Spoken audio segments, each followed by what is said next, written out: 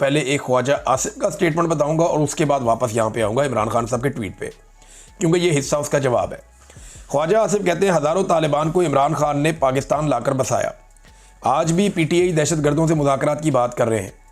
सालों से हमारी फ़ौज और अवाम का खून बहाया जा रहा है। अफ़गानिस्तान हुकूमत के साथ सालों पर मुहित मुज़ाकरात और वफूद का काबुल आने जाने के बावजूद पाकिस्तान में खून रेज़ी बंद नहीं हुई। रोज़ाना फ़ौजी जवानों के जनाजे उठ रहे हैं। 60 लाख अफ़गान मुहाजिरीन, 60 साल की मेहमान नवाजी की कीमत हम अपने खून से अदा कर रहे हैं। वक्त आ गया अफ़गान मेहमान अपने घरों को जाएं और ये मुफ्तबरी और मोहसिन कुशी बंद करें।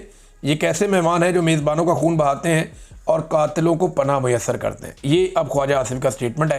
पीटीआई के खिलाफ के दहशतगर्दों को इमरान लाया। अब इमरान खान का जवाब, 2021 में उस वक्त की फ़ौजी क़यादत ने हथियार फेंकने वाले दहशतगर्दों को वापस बसाने का मनसूबा पेश किया था, मगर उस मनसूबे को खैबर पख्तूनख्वा और कबायली इलाकों के हमारे मुंतखब नुमाइंदों ने मुस्तरद कर दिया था। इस मनसूबे पर हमारे दौर में अमल नहीं हुआ। लेकिन अब हक़ाइक़ के बरक्स तहरीक इंसाफ की हुकूमत पर यह सरासर झूठा इल्ज़ाम लगाया जा रहा है कि मुल्क में दहशतगर्दी इस दौर में बसाए गए दहशतगर्दों की वजह से पैदा हुई है। कौम को बताया जाए कि कौन से दहशतगर्द कब, कहाँ और कैसे बसाए गए। यानी ये दहशतगर्द तो इमरान खान साहब की हुकूमत ख़त्म होने के बाद पाकिस्तान में लाए गए, और जब इन्हें पाकिस्तान में लाया जा रहा था तो कबायली इलाके के जितने भी सियासतदान हैं, चाहे वो पाकिस्तान तहरीक इंसाफ से, चाहे वो पीटीएम से, चाहे वो पासून के नौजवान हैं, वो सारे लगातार एहतजाज कर रहे थे कि दहशतगर्दों को खैबर पख्तूनख्वा के इलाकों में वापस लाकर क्यों बसाया जा रहा है और क्यों बॉर्डर को उनके लिए नरम किया जा रहा है कि वो हथियारों समेत खैबर पख्तूनख्वा में आ रहे हैं। अब इमरान खान साहब आगे कहते हैं कि कभी ये कहा जाता है कि पाकिस्तान में दहशतगर्दी की जिम्मेदार अफ़गान हुकूमत है, जिसकी तायद से अफ़गानिस्तान में बसने वाले दहशतगर्द पाकिस्तान में कार्रवाइयाँ करते हैं, और कभी कहा जाता है कि दहशतगर्दी दहाइयों से पाकिस्तान में बसने वाले अफ़गान मुहाजिरीन की वजह से है। ये दोनों बातें गलत हैं, क्योंकि लाखों अफ़गान मुहाजिरीन को बेइज्जत और रुस्वा करके निकालने के बावजूद दहशतगर्दी बढ़ती जा रही है। ये मुतज़ाद बयानात आसिम मुनीर के मुसल्लत करदा अवाम दुश्मन निज़ाम की बदहवासी को ज़ाहिर करते हैं। दहशतगर्दी से निपटने के हवाले से मेरा मौक़िफ़ हमेशा से दो टोक रहा है। तारीख़ भी गवाह है, दहशतगर्दी के ख़िलाफ़ अगर बाकायदा सियासी बसीरत और हिकमत अमली के बजाय सिर्फ ताकत का इस्तेमाल किया जाए तो नाकामी ही आपका मुकद्दर बनती है। मिलिट्री ऑपरेशन के नतीजे में होने वाला कोलेटरल डैमेज आवाम को इंतकामन हथियार उठाने पर मजबूर कर देता है, और यूं ये सिलसिला बद से बदतर होता चला जाता है। सियासी इंतकाम में मेरे खिलाफ मुसलसल बेबुनियाद मुकदमात ना सिर्फ बनाई जा रहे हैं, इमरान खान साहब ने भी बताया, कौम को पैगाम दे रहा हूँ, ये चाहे जो भी कर ले, मैं इनके सामने ना झुकूंगा, ना अपनी कौम को झुकने दूंगा। कोलेटरल डैमेज का भी इमरान खान साहब ने जिक्र किया, लेकिन ख्वाजा आसिफ साहब ने कोलेटरल डैमेज को जायज़ करार दिया। आपको पता है दुनिया में दो ऐसे लीडर्स हैं या पॉलिटिकल पार्टीज़ हैं जिनकी हुकूमतों ने कहा कि कोलेटरल डैमेज जायज़ है। ये बात खुल खुलाकर या तो नेतन्याहू ने की है या ख्वाजा आसिफ ने, मौजूदा पीडीएम की सरकार ने या नून लीग ने की है। नेतन्याहू ने कहा कि सिविलियन की कैजुअलिटी हो जाए, सिविलियंस मारे जाते हैं, पॉलिसी के तहत वो मारते हैं। ख्वाजा आसिफ ने भी कहा कि जहाँ पे होगा हमें लगेगा दहशतगर्द हैं, हम वहाँ पे अटैक करेंगे, सिविलियन मरते हैं तो मरे। उन्होंने कहा भुगतना पड़ेगा नतीजा।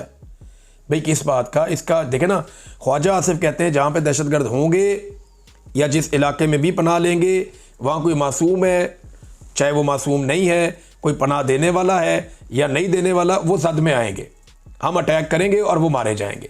ख्वाजा आसिफ का ये मानना है कि मासूम भी मारे जाएं तो कोई बात नहीं, हम दहशतगर्दों के पीछे आएंगे। इसको बोलते हैं कोलेटरल डैमेज। एक सवाल उठाया था सुहेल अफरीदी ने, जो नया वज़ीर आला खैबर पख्तूनख्वा जिसको इमरान खान साहब ने चुना है, और ये बड़ा इंपॉर्टेंट क्वेश्चन था उसका। उसने कहा कि एक बंदा रात को मेरे घर आता है बंदूक लेकर और मुझे कहता है कि मुझे खाना दो। रात को अचानक मेरे घर एक बंदा आया, उसके हाथ में बंदूक है, उसने कहा मुझे खाना दो।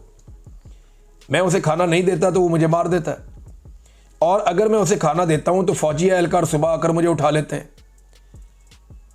यानी खाना दूं तो सुबह मरता हूं, खाना ना दूं तो रात को ही मर जाता हूं। कहां जाऊं मैं? सवाल यह पैदा होता है कि वो रात को मेरे घर तक कैसे पहुंचा। ये है सवाल जो उठाया सुहेल अफरीदी ने कि उस दहशतगर्द को किसने इजाज़त दी कि वो पाकिस्तान के अंदर आकर कबायली इलाकों में लोगों को मजबूर करें हथियार की बुनियाद के ऊपर कि हमें यहाँ रहने दो। कोई जान के तो अपने आप को हलाकत में नहीं डालता। जब दहशतगर्दों को आपने बॉर्डर नरम कर दिया, वो आ गए पाकिस्तान के अंदर, एक पॉलिसी के तहत आप उन्हें लेकर आए। राणा सनाउल्लाह साहब ने बड़ा बबांगे दोहल खुल खुला कर ये बात की थी इंटरव्यू देते हुए कि हम एक पॉलिसी के तहत इन तालिबान को पाकिस्तान में लेकर आ रहे हैं, दहशतगर्दों को। क्योंकि उस वक्त बाजुआ साहब के दिमाग में, नदीम अंजुम साहब के दिमाग में ये चल रहा था कि हमने इनको हथियार पकवा के पाकिस्तान वापस लेकर आना है। वो एक अलग फार्मूला पे काम कर रहे थे और अब वही फार्मूला इनके गले पड़ा हुआ है। मुराद सही तो उस दिन से चीख रहा था, बाकी सारे चीख रहे थे, इमरान खान भी कह रहे थे कि इसके ऊपर अमल दरामद नहीं हो रहा। एक तजवीज़ ज़रूर थी जिस पे बात हुई थी, लेकिन अमल दरामद नहीं हुआ। अमल दरामद हुआ, इमरान खान साहब की हुकूमत गिराई गई 9-10 अप्रैल को, और अमल दरामद हुआ जाके जून में, कि मई के एंड में और जून में दहशतगर्द आना शुरू हो गए थे और फिर ये बहुत बड़ी तादाद में पहुंचे। ये मालाकंड में आए थे, वहाँ पे बहुत बड़े बड़े एहतजाज भी हुए थे, फिर इनको वापस जाना पड़ा था। इनके वापस जाने पर खुशियाँ भी मनाई गई थी जुलाई और सितंबर के महीने में, लेकिन फिर दोबारा बताया गया कि ये फिर आएंगे और इन्हें लाकर यहाँ बसाया जाएगा। वो कीमत पाकिस्तान आज चुका रहा है। तो दुनिया में 2 मुल्क हैं जो कोलेटरल डैमेज के हामी हैं। नाज़रीन, आज तहरीक लब्बैक को जाना था एहतजाज करने के लिए, और वो कामयाब होते हैं या नहीं होते, क्योंकि आज उनका एहतजाज का दिन है।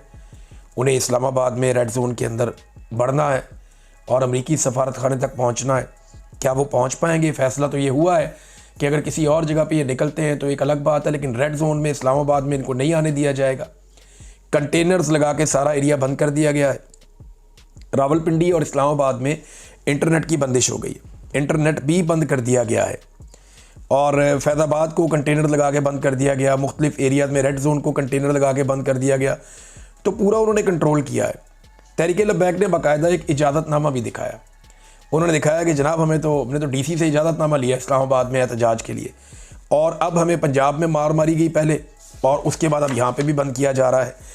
नाज़रीन, एक सवाल बहुत सारे लोग पूछ रहे हैं कि क्या सुहेल अफरीदी जो है वो हो जाएगा, मुंतखब हो जाएगा वज़ीर आला खैबर पख्तूनख्वा? तो इसका सादा जवाब मैं आपको देता हूँ कि पाकिस्तान तहरीक इंसाफ ने जो मीटिंग बुलाई थी MPs की, उसमें मौजूद थे 78 MPs। अब इनके तो 92 हैं, तो बाकी कहाँ गए? 73 का गोल्डन फिगर है, 73 चाहिए, 78 मौजूद थे।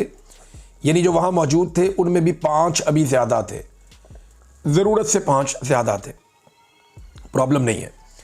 इनमें से 8 ऐसे हैं जो मुल्क से बाहर हैं, उन्हें अहकामात दे दिए गए हैं फौरी तौर पे वापस पहुँचो। तो अगर 8 को आप शामिल कर दें इन 78 में तो बन जाते हैं 86 हो गए। बाकी 6 कहाँ गए? बाकी 6 में से 3 ऐसे हैं जिन्होंने कहा कि जब तक अली अमीन गंडापुर यहाँ मौजूद है हम CM हाउस में नहीं आएंगे, हम तब आएंगे जब ये आदमी यहाँ से चला जाएगा। वो बहुत सख्त नाराज़ हैं। उनमें एक शकील खान साहब हैं, तारिक अरियानी साहब हैं, तो ये लोग नहीं आए। एक और साहब भी हैं, ये नहीं आए। इन्होंने कहा जी जब अली अमीन गंडापुर चला जाएगा फिर हम आएंगे। अब तक के लिए इतना ही। अपना ख्याल रखिएगा, अपने इस चैनल का भी। अल्लाह हाफ़िज़।